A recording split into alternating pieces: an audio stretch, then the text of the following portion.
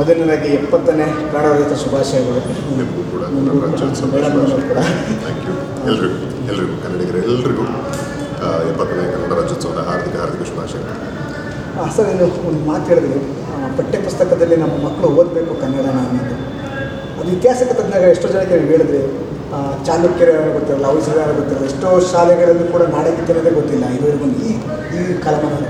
ಇದ್ರ ಬಗ್ಗೆ ಸರ್, ಇದು ಹಂತವಾಗಿ ಎಲ್ಲೋ ಒಂದು ಕಡೆ ನಮ್ಮ ಭಾಷೆಯ ಮೇಲೆ, ನಮ್ಮ ನೆಲದ ಮೇಲೆ, ನಮ್ಮ ಚರಿತ್ರೆಯ ಮೇಲೆ ಯಾವುದೋ ಒಂದು ರೀತಿಯಾದ ಅಸಡ್ಡೆನೋ ಅಥವಾ ನಿರಭಿಮಾನನೋ ಅಥವಾ ಕೀಳರಿಮೇನೋ ಏನೋ ಒಂದು ಇತ್ತು, ಅಥವಾ ಹಲವಾರು ರಾಜಕೀಯ ಕಾರಣಗಳಿಗೆ ನಿರಂತರ ಟೈಮನ್ನು ನಿಮಗೆ ಒಂದು ಹೇರಣೆಯನ್ನು ಅನ್ಯ ಭಾಷೆ ಇರ್ಬೋದು ಅಥವಾ ಸಿದ್ಧಾಂತಗಳಿರ್ಬೋದು ಅಥವಾ ಯಾವುದೇ ಥರವಾದ ಐಡಿಯಾಲಜಿಗಳನ್ನ ಎನ್ಫೋರ್ಸ್ ಮಾಡಿದ ಎಲ್ಲಿ ನಮ್ಮ ಅಸ್ಮಿತೆ, ನಮ್ಮ ಚರಿತ್ರೆ ನಮಗೆ ಕಂಡರೆ ಅರಿತರೆ ಕೆಲವೊಂದಷ್ಟು ನಾವು ಒಪ್ಪಲ್ವಂತ ಅನಿಸಿ ಅದನ್ನು ಉದ್ದೇಶಪೂರ್ವಕವಾಗಿ ಕಟ್ ಮಾಡಿರೋದಾಗಿರ್ಬೋದು, ಅಥವಾ ಇದು ಯಾವುದನ್ನು ದೃಷ್ಟಿಯಲ್ಲೇ ಇಟ್ಕೊಳ್ಳದೆ ಅಸಡ್ಡೆಯಿಂದ ತನ್ನ ಪಾಡನ್ನು ತಾನು ನೋಡ್ಕೊಂಡು ಹೋದಂಥ ತಲೆಮಾರುಗಳಿಂದ ಆದಂಥ ಒಂದು ನಿರ್ಲಕ್ಷ್ಯ ಇರ್ಬೋದು.